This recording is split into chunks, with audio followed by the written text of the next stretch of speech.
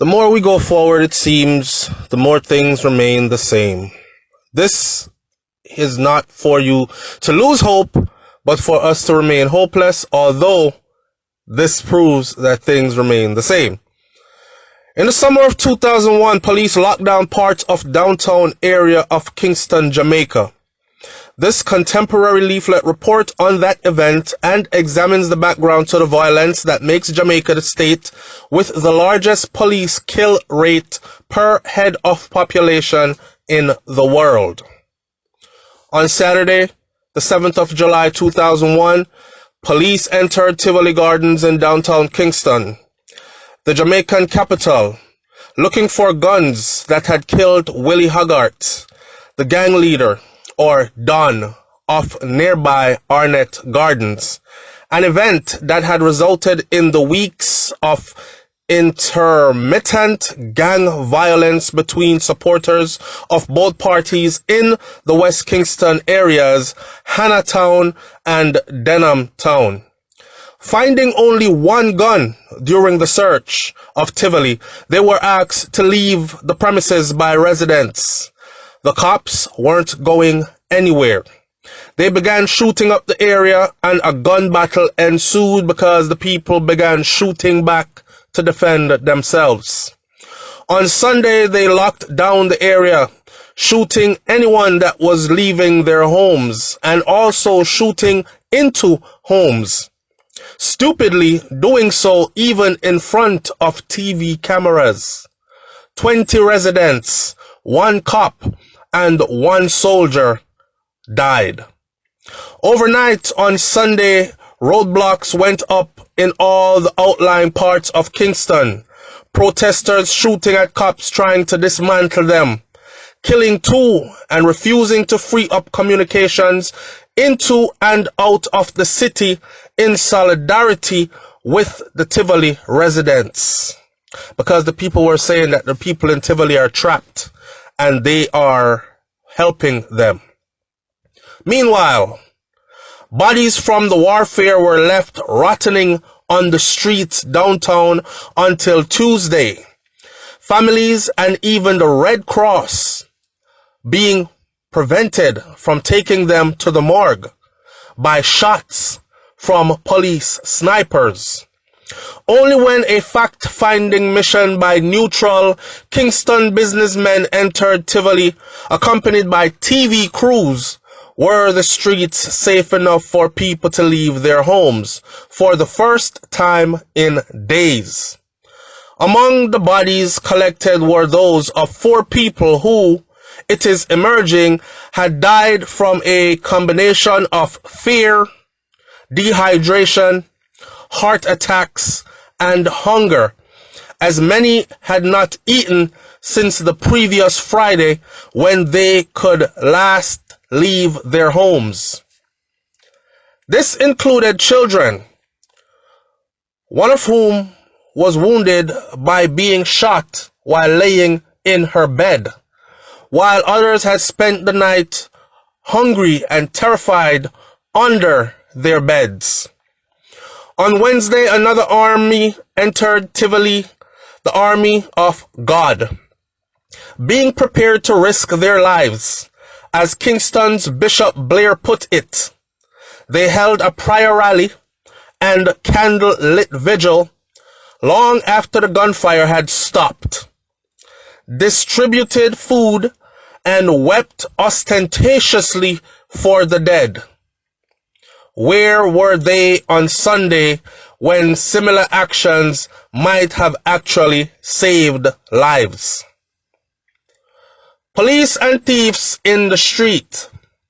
Jamaican society is notoriously one of the most violent in the world, with 500 people dying by violence between January and July of the year this article was printed. This is 2001, mind you. This on an island of only 3 million people, roughly. A huge proportion of these are murdered by police. At least 1,400 in the last 10 years. Among several outrages this year alone, 7 youths were dead in cold blood by 60 cops in Brighton, just outside Kingston, because 2 of them were suspected in a murder case, and because the cops knew they could get away with this treatment of ghetto people picnic. But the police are not the real root of the problem. Ghetto people say that the gun is the cause. This is no naive statement of the obvious. It is a euphemism for the widely held opinion that it is and always has been politicians who lie behind social violence. It was, quite literally, rival politicians who armed the ghettos in the 70s and the 80s. Politricks.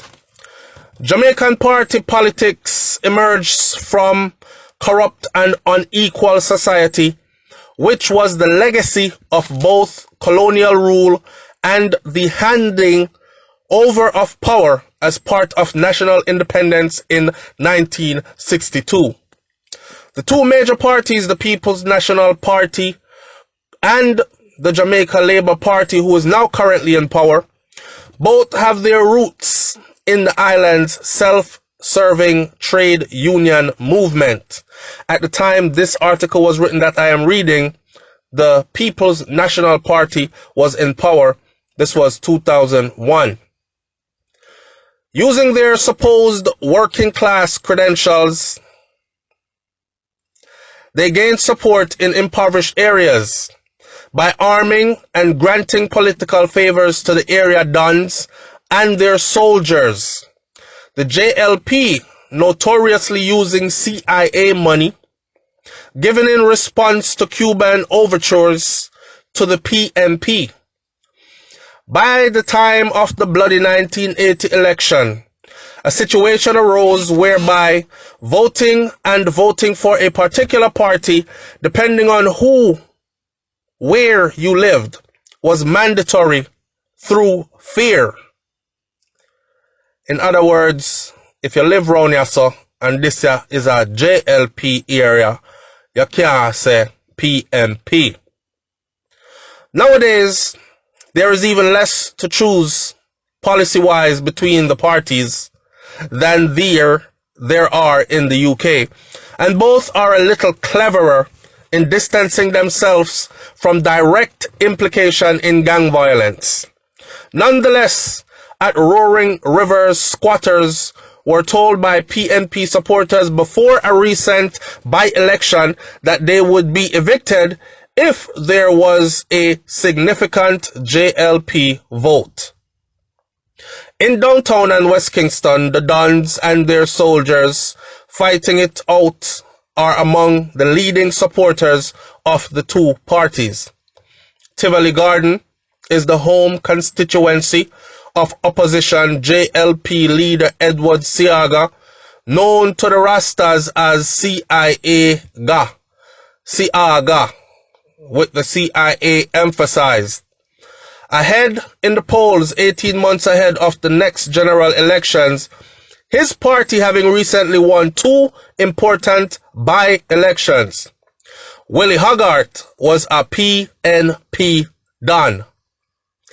Each party hypocritically blames the other for starting the violence. Leading up to the violence of the July 7th, Seaga unashamedly denied safe passage to the local PNP councillor in JLP-controlled areas, presumably because of the unlikely chance that he will talk sense there. Meanwhile, a PNP peace initiative offers large cash prizes to DJs and songwriters speaking out against the violence, but the offer is only made to those in PNP-friendly areas. The organizers saying, "We don't want to go into communities where there are thugs, and people aren't as like-minded as us." The outrage amongst ordinary people in Jamaica at the above event is indescribable.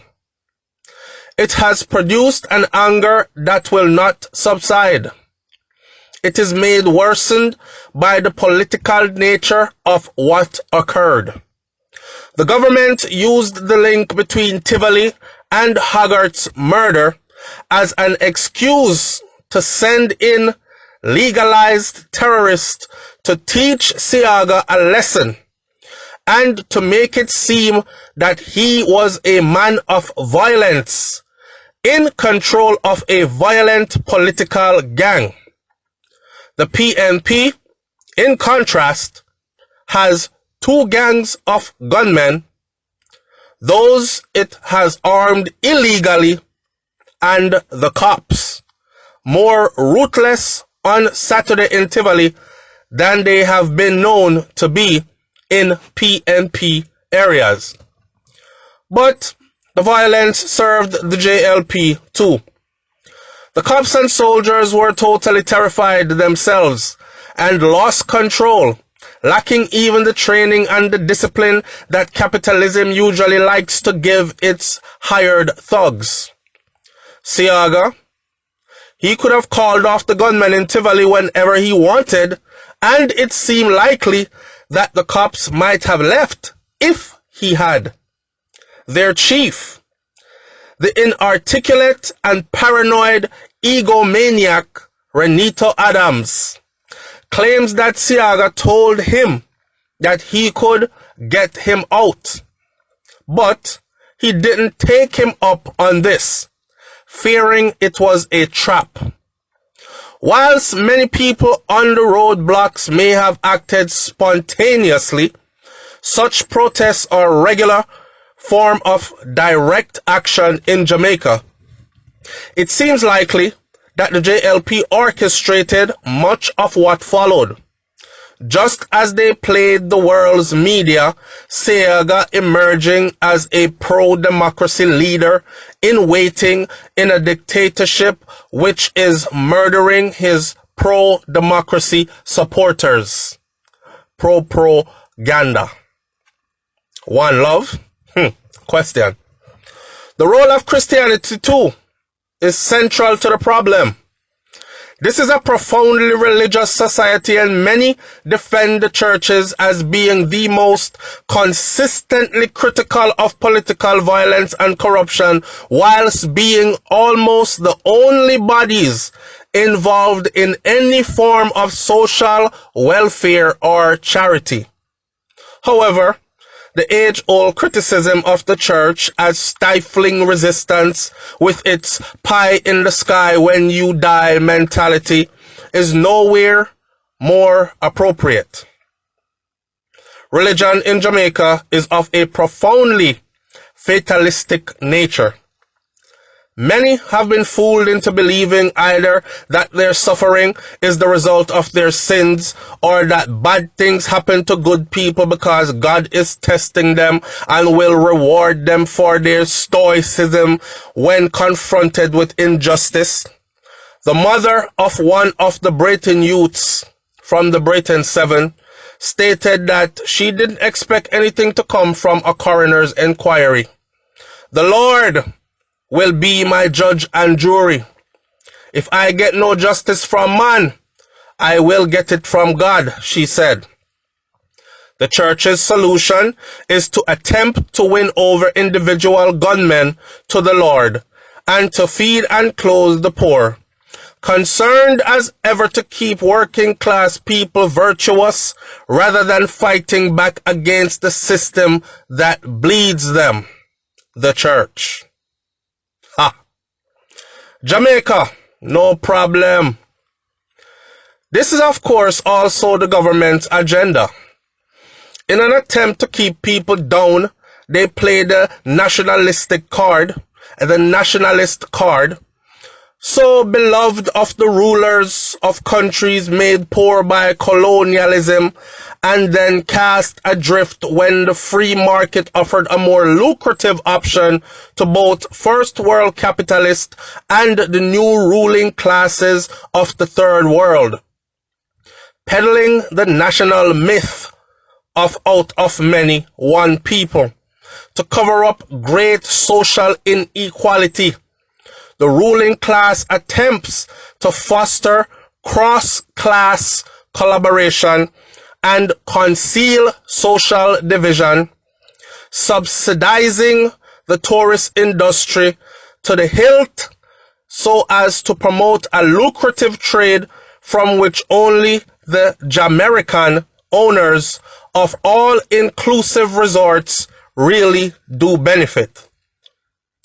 In report and response to the latest violence, tourist industry leaders announced that they would be blocking local TV and radio channels in such resorts in order to keep dollar-spending tourists from finding out what was really happening. Burn it down. Burn them down. This leaflet was written in part to inform about what was happening in a country that was made independent from direct British rule in 1962. Its intent is to point out that in Jamaica, as elsewhere, because there is no social equality and personal freedom, national self-determination can be seen to have been an ultimately reactionary cause. The cause of a ruling class in waiting, supported by external post-colonial powers like the US government and international capitalism, and by a quasi-military and largely unaccountable security force within. Furthermore, the British government still has great influence over Jamaica, but less formally. The Jamaican government has been attempting to purchase handguns for its police force from the Devon-based company Dinshall due to the island's appalling human rights record. The UK government initially refused the export license. Following a visit to Jamaica earlier this year by Mo Lam, however, the deal is now to go ahead. Apparently under the influence of one of Jamaica's most famous exports, having seen the situation for herself. Molham declared that things were so much improved and said the legalized gun running could go ahead. If y'all want to read this for yourself, this leaflet was produced by anarchists in Nottingham and Jamaica, and the PDF version is also available for your download at libcom.org. Library, Babylon, burning, West Kingston, lockdown, police killing, Jamaica, 2001. Go look it up for yourself. The more we move forward, the more things remain the same. We are in 2019, finishing out 2019 and heading into 2020. So you do your maths from 2001 until now. Nothing much has changed. It's SouFLoTV. Like, comment, share, subscribe. Leave your comments in the comment section below. Tell me what you think about this one. Tell me what you think about the story, how it speaks about Willy Haggart's death, and how Willy Haggart's death was used in a political way, and how the political parties are affiliated with the gangs closely, and its politics, voting areas, and so on and so forth. I'm out. Peace.